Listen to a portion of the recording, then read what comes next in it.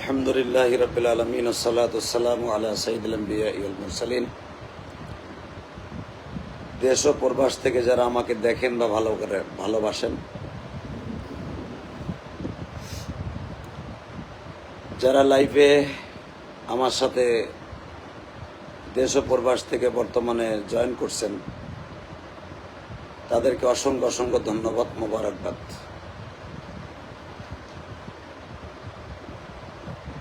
আমার আওয়াজটি ঠিক মতো শোনা যাচ্ছে কিনা একটু জানালে খুশি হব। আওয়াজটি ক্লিয়ার আছে কিনা সবাইকে জানালে খুশি হব। আমি লাইভে সাধারণত আসতে মন চায় না, কিন্তু আজকে ভারাক্রান্ত হৃদয় নিয়ে, কষ্ট নিয়ে লাইভে না এসে পারলাম না। আজকের ঘটে যাওয়া ঘটনা হলো, আপনারা হয়তো অনেকে সোশ্যাল মিডিয়ায় দেখছেন যে পুলিশের সাথে আমার আজকে কথা কাটাকাটি হয়েছে এবং উচ্চস্বরে কথা বলেছি। লাইভটি ঠিক মতো প্রচার হচ্ছে কিনা একটু জানালে খুশি হব।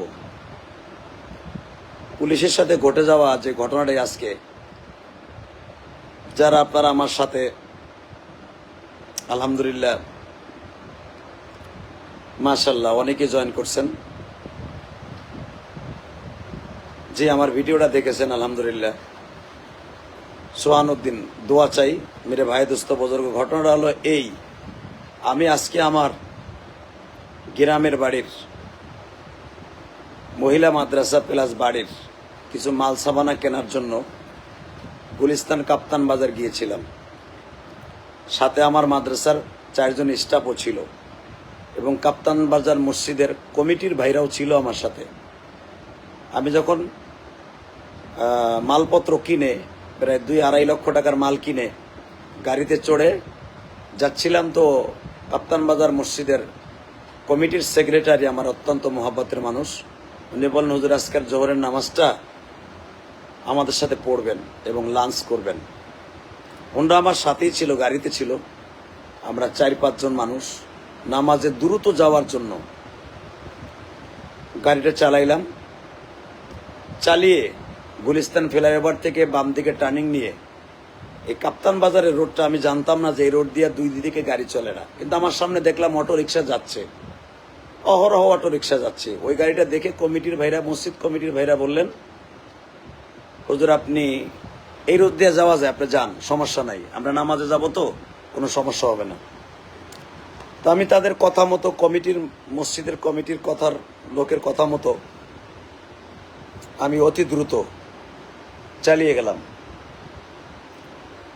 তার প্রতিফলন আপনারা তো ভিডিওতে দেখছেন। পুলিশ এসে ব্যারিকেড দিল। পুলিশ আমাকে জিজ্ঞেস করলো, আপনি এই রাস্তায় গাড়ি ঢুকালেন কেন?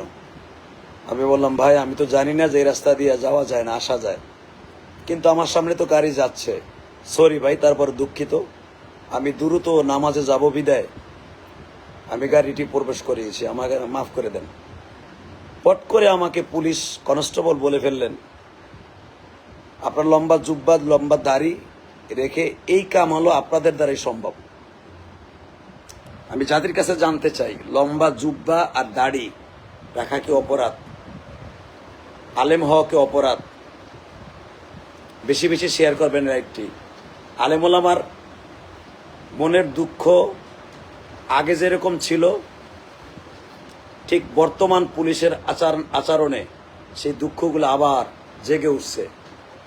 পুলিশ হায়নার রূপে আবার ফিরে আসছে। কিন্তু ডক্টর ইউনূসের আমলে পুলিশ এত বেপরোয়া ছিল না, এত বেয়াদব ছিল না। বর্তমানে পুলিশ এত বেয়াদব, উচ্ছৃঙ্খল। মাননীয় তারেক জিয়া সাহেব, প্রধানমন্ত্রী সাহেবকে বলবো, অতি দ্রুত আপনার প্রশাসনকে লাগাম দেন, তা না হলে আপনার ঘটে যাওয়া সে 5 আগস্টের কথা ভুলে যায়েন না। জনগণের অন্তরে কিন্তু পুলিশের প্রতি এখনো একটা বদনজর আছে। প্লিজ আমি মাননীয় প্রধানমন্ত্রীকে বলবো, আপনি আলেমকে ভালোবাসেন, আপনি আলেম বিদ্বেষী না। স্বরাষ্ট্রমন্ত্রীকে বলবো, আইনমন্ত্রীকে বলবো, আপনি আলেমদেরকে ভালোবাসেন।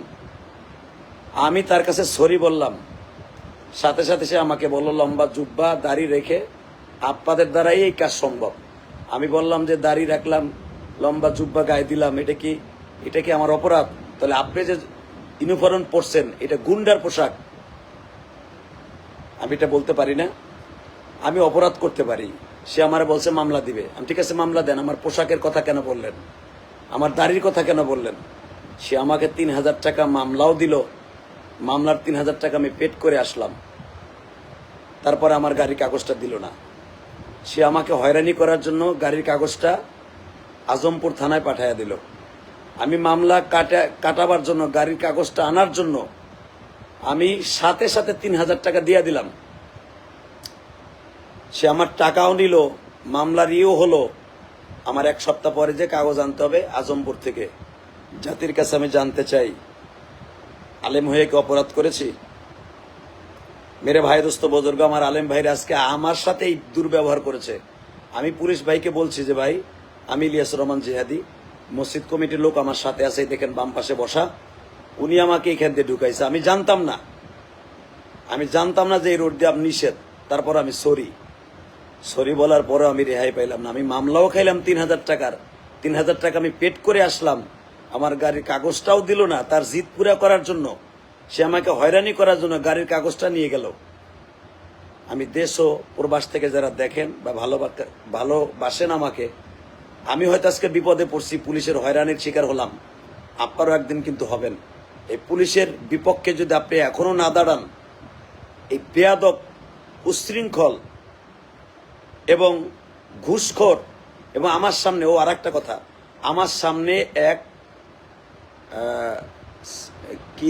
ট্রলির ড্রাইভার, সে লং রোডে ঢুকছে, মাল লোড করতেছে। কাপ্তান বাজার আপনারা জানেন, স্কোয়ার, সুন্দরবন স্কোয়ার যে মার্কেটটা, তার গাড়িতে মাল লোড দেওয়ার জন্য কয় টাকা জানি ঘুষ দিল আমার সামনে। আমি শুধু দেখি নাই, আরো 50 জন লোকে দেখছে। আস্তে করে হাতে গুঁজা ওই পুলিশের হাতে, যে আমারে বলছে দাড়ি টুপি নিয়ে কথা বলছে, তার হাতের মধ্যে টাকাটা ঘুষ চাইপা দিল। সে টাকাটা নিয়ে আস্তে করে চলে গেল, তারে সুযোগ করে দিল।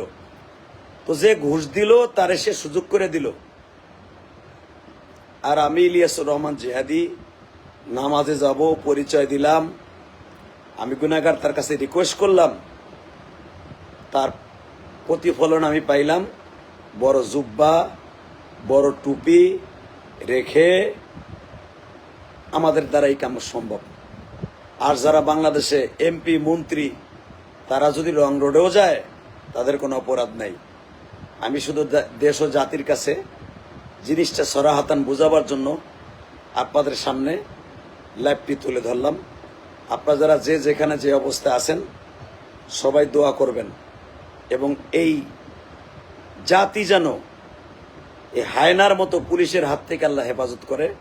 প্রশাসনকে আমি বলবো, আইজিপি সাহেবকে বলবো, অতি দ্রুত আপনি বিগত ডিআইসি হাবিব, বেনজিরের মতো প্রশাসনকে লেলাই দিয়েন না।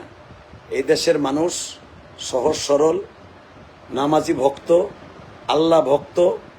তাদেরকে নামাজের কথা বললে, বিশেষ করে দাড়ি টুপি, ঠিক এই সুরাতেই আমি আজকে আমার এক বন্ধুর বাসায় বসে লাইভটি করলাম। সে তার অনুরোধে যে আপনি লাইভে যে কথাটা সারাহাতান বলেন। আমি আপনাদের সবার কাছে দাবি রাখবো, লাইভটি বেশি বেশি শেয়ার করবেন, এবং পুলিশের এই অপকর্মের কথা, ঘুষ যারা দিতে পারে তাদেরকে ছেড়ে দেয়, আলেমুল আমাকে তারা ছাড়তে রাজি না। কারেন্ট চলে গেছে, মাফ চাই, মাফ করে